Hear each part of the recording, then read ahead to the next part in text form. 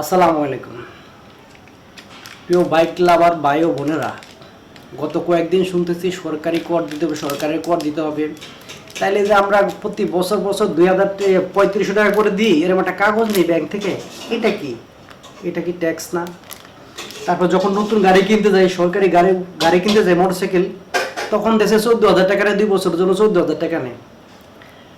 14,000 টাকা নেয়, এটা কি জন্য নেয়? ঠিক আছে, এগুলা কি হয় না? এখন সরকার নতুন করে আবার কর করতেছে, কর বাড়াইতেছে। যে এটা আসলে আমার কাছে মনে হইতেছে এটা অযৌক্তিক, জিনিসটা আসলে অযৌক্তিক। এটা কখনো আর কল্পনাই ছিল না, মাথায় ছিল না যে এত বেশি হয়ে যাইতেছে, অতিরিক্ত হয়ে যাইতেছে। আমার মনে হয় এটা আলোচনা যাতে হইতেছে, সরকার এটা বাদ দেওয়া উচিত আমার ধারণা। যারা এই যে উপর লেভেলের এত বড় বড় পর্যায়ে বসে এগুলা সরকারের মাথায় ঢুকায়, এগুলো আমি জানি না ভাই কোন সেন্সে এগুলা করতেছে। আপনি দেখেন যারা এগুলা করতেছে, যারা বাড়াচ্ছে, এগুলা নিয়ে করতেছে, আলোচনা করতেছে, বা যারা এগুলা নিয়ে গবেষণা করতেছে, ওদেরও দেখেন আত্মীয় স্বজনের ভিতরে হাজার হাজার গাড়ি আছে, মোটরসাইকেল আছে। ঠিক আছে, কেন ভাই?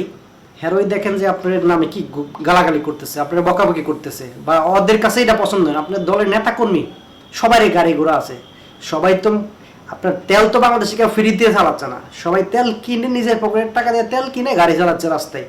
প্রতি বছর ট্যাক্স দিতে হচ্ছে, 2 বছর পর পর ট্যাক্স দিতেছে। তারপর আবার কর কিসের ভাই?